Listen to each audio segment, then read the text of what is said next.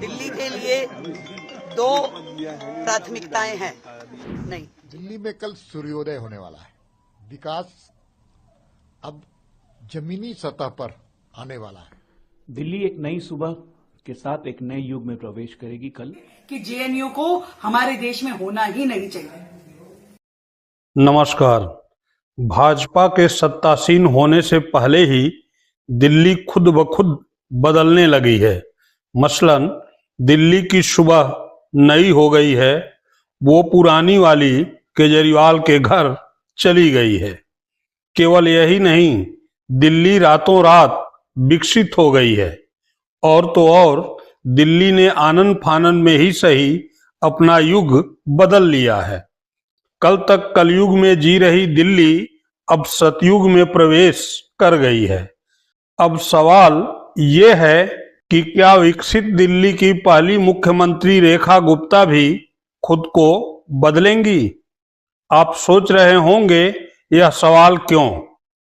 क्योंकि रेखा गुप्ता का मिजाज उन घोषणाओं से मेल नहीं खाता है जिन्हें भाजपा ने अपने घोषणा पत्र में शामिल किया है। इतना ही नहीं, रेखा जी का मिजाज दिल्ली के मिजाज से भी मेल नहीं खाता है। मसलन गाली गलौज, ऊपर से पहली बार विधायक बनना। सभी पर एक एक कर प्रमाण के साथ बात करेंगे। पहले दिल्ली की नई मुख्यमंत्री रेखा गुप्ता की पहली बात सुन लेते हैं। एक बार फिर से बहुत बहुत धन्यवाद करती हूँ आदरणीय प्रधानमंत्री नरेंद्र मोदी जी का, भारतीय जनता पार्टी के शीर्ष नेतृत्व का, अपने राष्ट्रीय अध्यक्ष नड्डा जी का, आदरणीय अमित शाह जी का, जिन्होंने मुझ जैसी साधारण परिवार की बेटी पे इतना भरोसा जताया और दिल्ली जो देश की राजधानी है उसकी जिम्मेदारी मुझे सौंपी।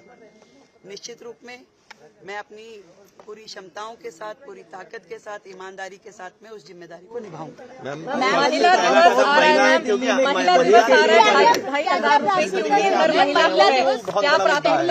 देखिए, मेरे दिल्ली के लिए दो प्राथमिकताएं हैं।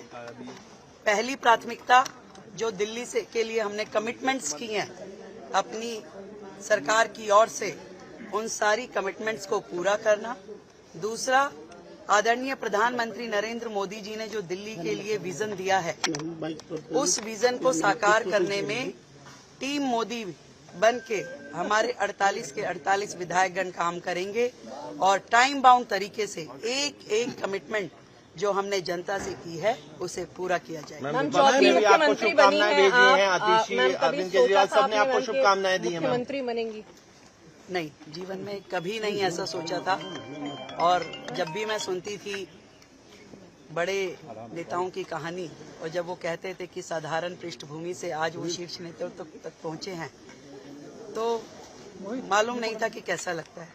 पर आज दिल्ली की मुख्यमंत्री के रूप में जिम्मेदारी पा करके मैं समझ पा रही हूँ कि भारतीय जनता पार्टी में नरेंद्र मोदी जी हैं तो मुमकिन है।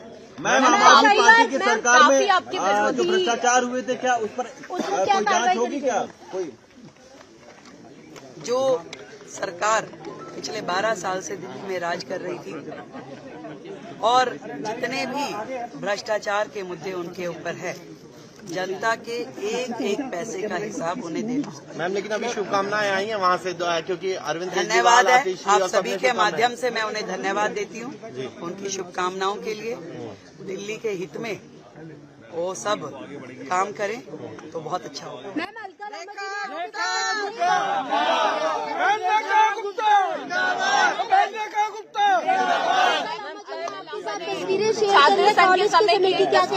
बिल्कुल, अलका जी और मैं दिल्ली विश्वविद्यालय छात्र संघ में इकट्ठे थे। वो अध्यक्ष थी, मैं महासचिव थी। मैं धन्यवाद करती हूँ उनकी शुभकामनाओं के लिए। अब सवाल उठता है कि क्या जो बात रेखा गुप्ता कह रही हैं उसे करेंगी भी? क्योंकि दिल्ली को वह सब फ्री में चाहिए जो अरविंद केजरीवाल देते रहे हैं। मसलन बिजली पानी फ्री। मुझे तो नहीं लगता है, क्योंकि रेखा गुप्ता फ्री के खिलाफ रही हैं। विश्वास नहीं है तो यह वीडियो देख लीजिए। सर, फ्री का खाते हैं वहां पे 10 रुपए, मात्र 10 रुपए महीने की फीस में वो लोग वहां पे हॉस्टल में रहते हैं, वर्षों पड़े रहते हैं। पीएचडी के नाम पे 50-50 साल के वो आदमी वहां पे रह करके कि हम स्टूडेंट हैं और वहां पे रह रहे हैं, वो फ्री बिजली पानी इस्तेमाल करते हैं। आज यदि प्रशासन ने ये सोच करके कि वहां पे वो लाइट खुली छोड़ देते हैं, पंखे खुले छोड़ देते हैं, गीजर खुले छोड़ देते हैं, ऐसा सोच के अगर बिजली के चार्ज लगा दिए तो क्या बुरा किया है कि आप जितनी बिजली इस्तेमाल कर रहे हैं आपको पे करना होगा। आप जो भी हॉस्टल का नुकसान कर रहे हैं वो आपको पे करना होगा। 10 रुपए में क्या होता है? 10 रुपए आप चलते चलते किसी भिखारी को भीख भी दो तो वो मना कर देता है कि 10 रुपए नहीं लूंगा, और ऐसे में आप पूरे महीने हॉस्टल का कमरा इस्तेमाल कर रहे हैं 10 रुपए। उसे यदि प्रशासन ने 300 रुपए महीना कर दिया, आप स्टूडेंट हैं, आप 300 रुपए अफोर्ड नहीं कर सकते। एक तरफ आप लाख रुपए का मोबाइल जेब में डाल के चलते हैं, 3000 रुपए की जीन्स पहनते हैं, 2000 रुपए की टी शर्ट पहनते हैं, दारू पीते हैं, सिगरेट पीते हैं, जूते पहनते हैं 8-8 हजार रुपए के। 300 रुपए अफोर्ड करने में दिक्कत है, उसके लिए संसद पे जाके प्रदर्शन करते हो, संसद का समय खराब करते हो, लोगों को मिसगाइड करते हो, देशद्रोही काम करते हो। ऐसी यूनिवर्सिटी जो इस प्रकार से गंदी हरकतें करे, देशद्रोही काम करे, दिल्ली में, देश में होनी ही नहीं चाहिए। तुरंत प्रभाव से इसे बंद कर देना चाहिए ऐसे लोगों को जो हमारे देश के युवाओं को भ्रमित करे। मैं कहती हूं क्यों ना हम सब मिलकर के इनके खिलाफ प्रदर्शन करें कि जेएनयू को हमारे देश में होना ही नहीं चाहिए। जेएनयू में तो चंद छात्रों का मामला था तो रेखा गुप्ता जेएनयू को ही बंद कराने पर अड़ गईं। यहां तो समूची दिल्ली ही फ्री के लिए हाथ फैलाए बैठी है। अब देखना यह है कि 10 वर्ष से फ्री का पानी पीने वाली दिल्ली, फ्री में बिजली जलाने वाली दिल्ली खुद की आदत बदलती है या रेखा गुप्ता अपनी सोच बदलती हैं। बात सोच पर आ ही गई है तो एक बार नई मुख्यमंत्री की सोच में भी झांक लेते हैं। रेखा गुप्ता को गाली गलौज से परहेज नहीं है, जबकि दिल्ली परहेज रखती है। ये मेरी बात नहीं है, रेखा गुप्ता के ये ट्वीट बता रहे हैं। इन्हें आप खुद पढ़ लीजिए, मैं पढ़कर सुना नहीं सकता। खैर, रेखा गुप्ता को बहुत कुछ नहीं करना है। क्यों? क्योंकि भाजपा ने रेखा गुप्ता के शपथ के बगैर ही बहुत कुछ कर दिया है। मसलन दिल्ली को नए युग में प्रवेश करा दिया है, अर्थात अरविंद केजरीवाल के कार्यकाल में कलयुग में रही दिल्ली अब सतयुग में प्रवेश करने जा रही है। दिल्ली एक नई सुबह के साथ एक नए युग में प्रवेश करेगी। कल पुरानी वाली सुबह भाग खड़ी हुई है, नई सुबह होने को तैयार बैठी है। विकास अब धरातल पर उतरेगा, अर्थात कल तक आसमान पर चल रही मेट्रो अब जमीन पर चलेगी। दिल्ली में कल सूर्योदय होने वाला है। विकास अब जमीनी सतह पर आने वाला है। और तो और ये सब देखकर दिल्ली ने भी अपना रंग बदल लिया है। अचानक दिल्ली विकसित हो उठी है। शपथ ग्रहण स्थल पर लगे बैनर, पोस्टर पर नजरें इनायत कीजिए। विकसित दिल्ली दिख गई ना, इसे ही कहते हैं हर्रे लगे न फिटकिरी, रंग चोखा होए। तो आइए इसी बात पर रेखा गुप्ता के पति को भी सुन लेते हैं। आखिर रेखा गुप्ता उनकी पत्नी जो ठहरी। कितना मुश्किलों से भरा था, आप लगातार उनके साथ थे, आपको उनका लगातार साथ मिला, पूरा परिवार उनके साथ था, कितना मुश्किलों से भरा। नहीं, पॉलिटिक्स में तो उतार चढ़ाव और हर प्रकार का समय एडजस्टमेंट, टाइम मैनेजमेंट करके हम आगे बढ़ते हैं। ऐसा सोचा नहीं था कि कुछ लोग मुंह पे बोलते थे तो कहते हैं ऐसा सोचा नहीं था कि कभी इस पोस्ट पे आएंगे। भगवान ने मतलब ऐसा कुछ कर दिया कि चमत्कार ही जैसे, बिल्कुल इसको हम अनबिलीवेबल फैक्ट है।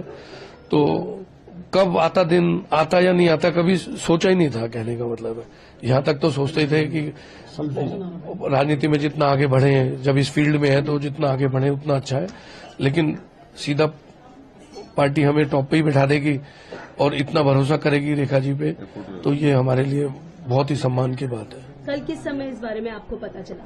हाँ, सबको एक साथ पता लगा शाम को मीडिया से तो मीडिया से ही पता लगा, क्योंकि रेखा जी से बात तक नहीं हो पाई उस समय, इन लोगों का फोन वोन सब स्विच ऑफ था। तो विधायक दल की बैठक थी तो टीवी में ही आया तो पता।